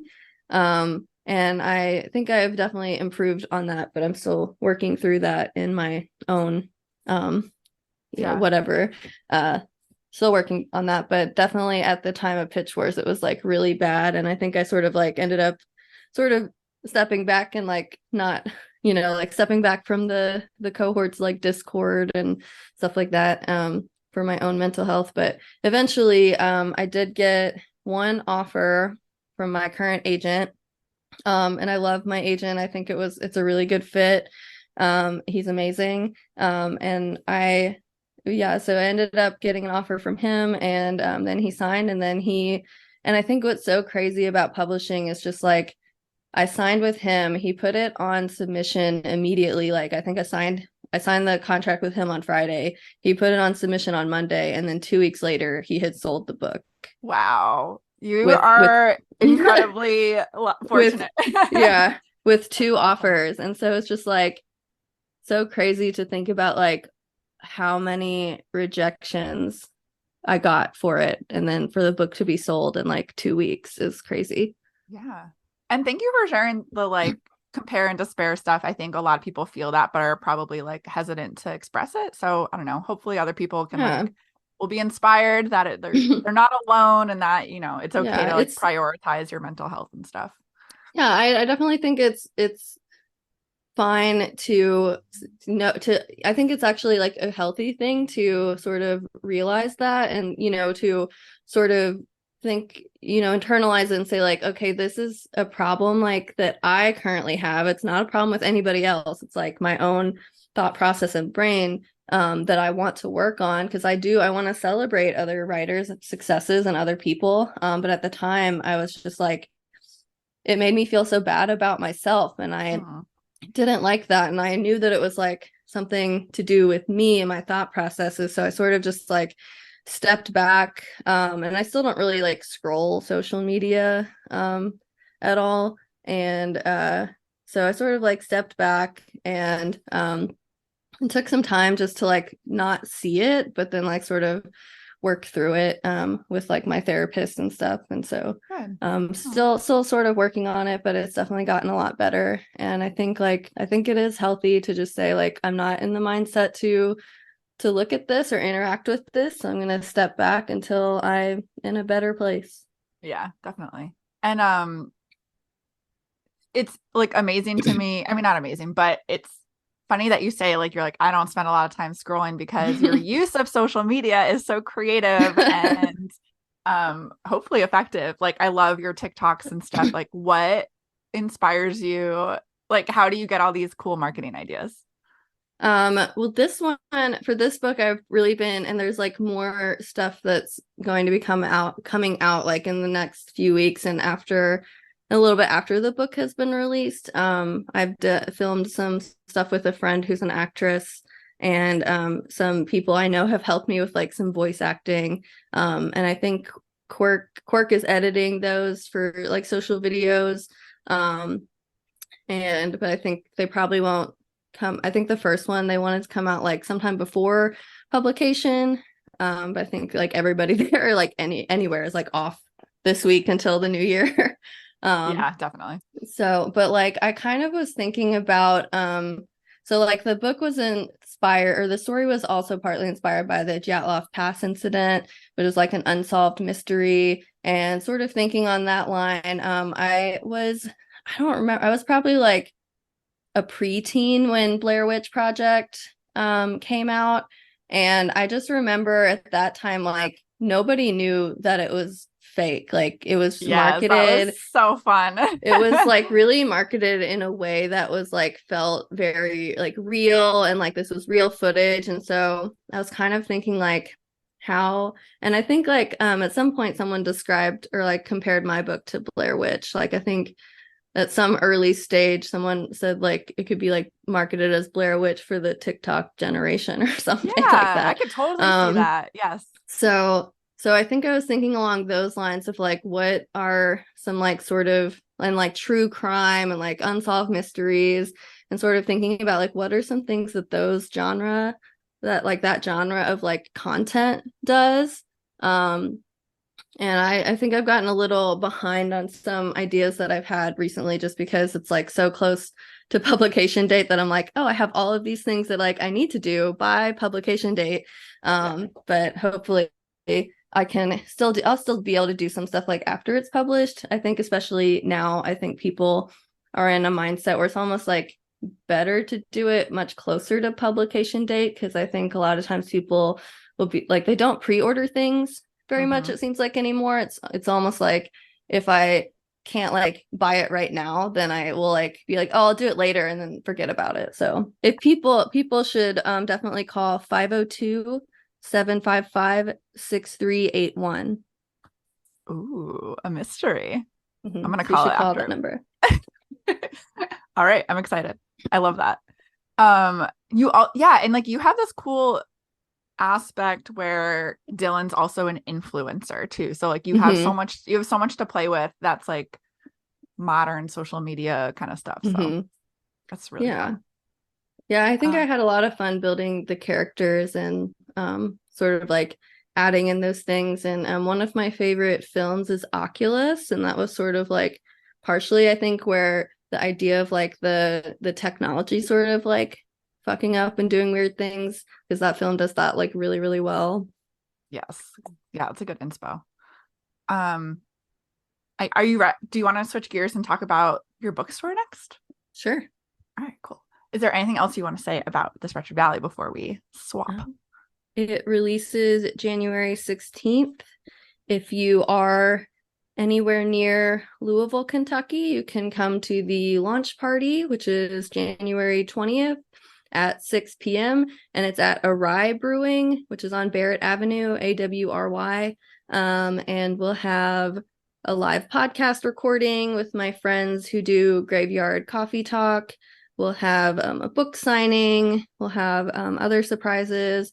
I need to check back in with them, but I think Awry said they are going to make a custom beer for the event. Oh, that's in awesome. the book. So yeah, and you can I think we have an event page on Facebook that you can follow to see like any updates of new things that we'll be adding. But yeah, that'll be fun. And I will be doing a small like Midwest book tour, so you can follow me on socials to see more information about that when that gets announced. That's awesome. Oh, good luck. Your release party sounds very fun. I wish that I was able to attend, but I will be sending my celebrations virtually. We might be, I want to try to figure out how to do like a live stream of some of it, but I've never done a live stream, so I don't know how to do that. Okay, but speaking of being near Louisville, your bookstore is in Louisville, and Yes. I want to talk about Butcher Cabin Books a little bit. So can you tell us about your bookstore? Like, what is its purpose? What's your mission with it? All that. Yeah, so I own a bookstore called Butcher Cabin Books. It is very tiny. It's like 400 square feet right now, and it's an all horror bookstore. We have books for all ages. So we have like children's like board books that are Halloween or spooky themed. We have middle grade books. We have YA. We also have some like nonfiction books. So those would be things like Radium Girls or The Invention of Murder, or like all the The Indifferent Stars Above, the Donner Party nonfiction book. Cool. So we have stuff like that. And then we have a thriller section. We also have like a small, right now it's pretty small, fantasy and sci-fi, as well as a small classic section. But other than that, it's all horror, and we have a mix of new and used. We have a really big what we call paperbacks from hell section, sort of inspired by the Grady Hendrix nonfiction book. And it's all out of print or old printings of horror books, and some of them are like fantasy sci-fi, but so yeah, it's like all out of print books that are difficult to find elsewhere. And we started it because, well, I started with my mom, who's also like a big reader, and she was the one who, you know, got me into Halloween. We both love spooky and creepy things. So we sort of started it because when we were first starting the idea, I was like really starting to seriously get into writing horror and writing in general. Like I've been writing my whole life, but it was around the time that I felt like I really started to get serious about it, and wanting to do like an actual career out of it. And so I was like meeting all of these or like following all of these really cool people online who are doing like, they were all like, most of them were like small presses. This was like, I think probably right at the start of when like the big fours, like it was before Nightfire Tour had really started. And it was right, I think it was like at the start of when the big publishers were really starting to like increase their horror publications. And so I was like seeing all these like really cool things from independent presses, but like it was pretty impossible to get them in stores. Like if I went to even like a locally owned bookstore that was just a general bookstore, they wouldn't really have them. Like I could probably order them online or through them, but it was really like you really did have to pretty much order these things online. And so we decided to start a horror bookstore so that we do still have like the big four, you know, published books, but we really wanted to have a space where we could have shelf space for those smaller presses, because there's just nothing like going into a bookstore and just like browsing and finding titles that you have never heard of, and you can like physically look at the back. It's easier to discover something than like online. Yeah, like even because if you have to order something, you have to know Yeah. exactly what you're looking for versus like right, being you able have to flip to, through. yeah. And we also, we offer like mystery boxes, where we can pick out something for you. And we're always there to like give you a recommendation if you you're like, I really like, I don't know, like clown books. We can point you in the direction of creepy clown books. That's awesome. What did it take to get it done? Like what kind of like how long did you work on this project? Like what kind of resources did you need? So we are very fortunate in terms of like the startup, because my parents own the building. So like half of the business team is an owner of the building, which is unusual. I think very few people would be able to be in that situation. So I'm happy to talk. Like we get emails occasionally from people who say like, I want to start this like a horror bookstore in my town. Can you like help me? Like, what did you do to get started? And I'm always honest with them. I'm always like, I'm very happy to talk to you, but also we're in a very unusual situation that saved us a lot of money, because my parents own the building. My dad's business, Curry Sound, still works there, but he had been in that building had been Curry Sound since like the late 60s or early 70s. And it got to, but like probably in the past like 20 or maybe even 30 years, there haven't been any like walk-in customers. It's just been like a place to store equipment and to do bookkeeping, which like worked fine. But when my parents took ownership of the building from my grandfather, they had talked about getting a tenant in there so they can, the space can be utilized more and, get a little bit of extra money from a tenant. And so my mom and I decided to try opening a bookstore in the front, and we are very handy people. We were able to do all the renovations ourselves. And just because of like the theme of the store, there were things like if a different business had come in, they probably would have ripped down all of the wood paneling that is in there and put up like drywall, but we kept the wood paneling because it looks like an old cabin. Yeah, that's awesome. So that saved us a lot of time and money. We didn't have to buy paint and drywall. We did install new flooring, and there was like, I think the only other thing we really did to the space was there was like an office that like, and we like tore down those walls. But I think like some other people, or like if we hadn't been like so handy and able to do those renovations, that obviously would have cost a lot more money to get a contractor to come in. So we were able to save a lot of money in terms of like my family owning or part of the business team owning the building, and being able to do those renovations ourselves.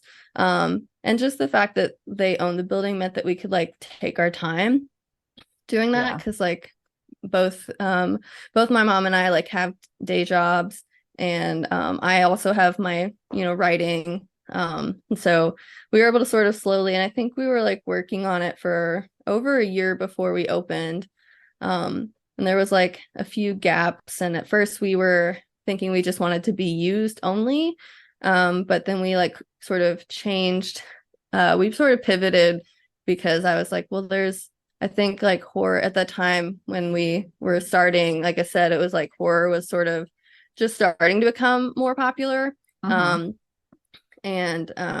So we sort of pivoted, because I was like, well, there's a lot of new releases that it's going to be very hard to source used. So we are a mix of new and used. I love it. You mentioned the mystery boxes. I was wondering what other sorts of like activities or like products are unique to Butcher Cabin. Well, we are always trying to think of new things to do. So we have what we call adopt a ghost. So we like hand make these little ghosts that you can adopt for a small fee. And what else do we have? This year we did 13 days of Krampus boxes that we cool. put together ourselves, and there were some things in there that we made.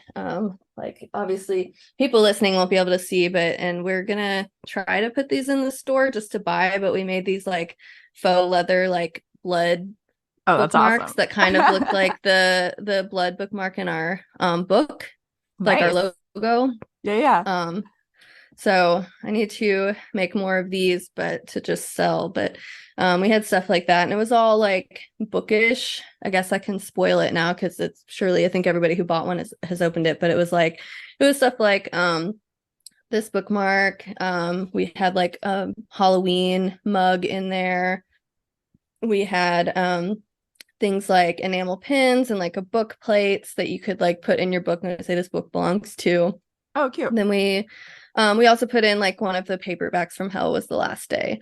So you would get like all of these things that would help you either like help you read or be like related to reading. Like I think we gave them like a little thing of coffee and hot chocolate. So you could cute. use your mug to make a warm beverage while you read and stuff like that. And there's one thing that I think we need to like change the signage on it because we just put it out. It's like a book recommendation machine dispenser, and it's free. You can just like turn it. We just want the capsule back, but I think people think you have to like pay for it. So it's like hardly anybody uses it. Oh no. So if you come in the store and you see the book recommendation dispenser, it is free. You can get a book recommendation. Does it look like a gumball machine or something like that? Oh, that's so cool. That's a really fun idea. It looks like a gumball machine. It has like little plastic capsules, and inside the capsule will be a book recommendation and a surprise that you can keep. We just want the capsule back because you have to order them and they're annoying to order.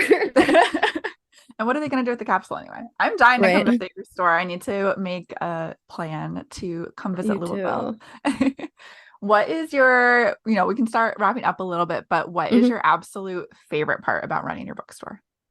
I think it really has been just becoming, I guess, part of the community and hosting events. And I think there's like a lot of little things that all come together because it's, it's just really fun to like have authors visit. And we've had some author. We've been like the first event for at least like one author. It was like their very first event. And luckily it was one of the ones where like people actually showed up for it. Yeah, it must be tough. Yeah, we've had some events where, very few or like nobody showed up. And I think that just happens.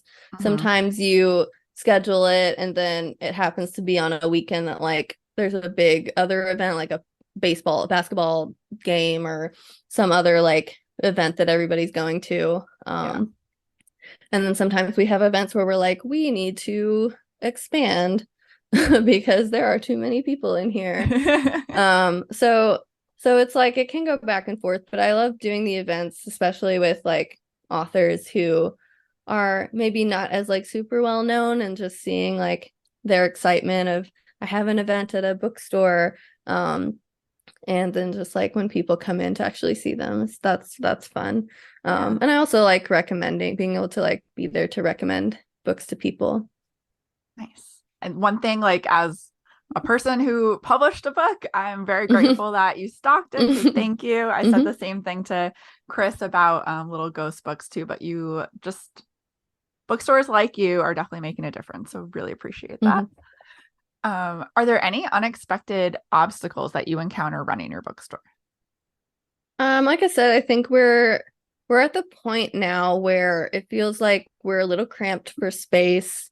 We recently had to like switch out the bookshelves we were using for the middle grade section because they were like too cramped, and we like added another like small shelf to expand, but we're really kind of like reaching the limit in the current space we have. And we do have, there's like more space behind. So our store is like, it's in a long building, and we're kind of like in the front, like square 400 square feet area. And there is room to expand in the back, but it's just like, there's still like Curry Sounds back there. So there's just like a lot of Curry Sound stuff that just needs to either be donated or thrown out or reorganized, and it's just like finding time to do that with like the million other things that I need to do, that we need to do, both of us, for like our jobs and just releasing a book and everything. So so I think like some obstacles are just like, because this is not, and we actually don't take any income from the store right now. It all goes, like, all the profit goes back into the store. Oh wow. So right now it is kind of like a passion project and just like something that we really love doing. And so I think one of the obstacles is like finding time to do those sorts of things that like that I guess there's a lot of like things that would be on our to-do list. It's like, we want to expand, we want to do this, but they aren't like pressing. So they kind of get like pushed to the bottom of our list of things to do. Yeah, that makes sense. And I mean, needing more space is probably the best kind of problem to have. So yeah, that's awesome. Yeah. So I think our goal is like this year to, I think 2 goals this year are, we want to hire an employee, a part-time employee, and we want to expand into the back area. But I'm also kind of like, I feel like we need like a little bit more space, but right now I'm like, I don't really know, like, what are we going to fill that whole back area with? Yeah, it's like there's definitely a tricky balance there. Yeah. Sure. Well, thank you so much. And where can we follow Butcher Cabin Books, like online? What's the best way? So Butcher Cabin Books, we are on Instagram and TikTok. We are at Horror Bookstore. On Twitter, we are at we're at Horror Books _KY. If you just like go on those platforms and search Butcher Cabin Books, you'll pull us up. And our website, or you can go to our website, which is horrorbookstore.com, and it'll link to all of those things as well. Perfect. We're also on Facebook, but I don't know what the URL is for that. And then for me personally, I'm at _Jenny Kiefer on pretty much every platform except for Blue Sky, where I just don't have the underscore. But like TikTok, Instagram, and Twitter, I'm _Jenny Kiefer. Awesome. Well, thank you for joining us. Is there anything else you want to share before we play out? I guess you can also, I'll say my website. My website is jennykiefer.com. All right. And that's Kiefer. Kiefer. And I've been pleasantly surprised. I feel like for whatever reason, if I like go to a restaurant or just like around, people will say Kiefer, but I've been pleasantly surprised that most people who have never heard of me that get an ARC, who like post online, say my name correctly. So there you go. To you, ARC readers. Everyone is getting it right. I love it. All right. Well, thanks for joining us today. I'm really excited to be able to wrap up the year talking to you, and I'm wishing this Wretched Valley all the success because it was such a fun read and it deserves it. Yeah. All right. And this is Cutthroat Queens, and you are welcome. Waking up in a bath of ice, I'm a victim of an organized. You know it is true, you know this time you're never gonna get it.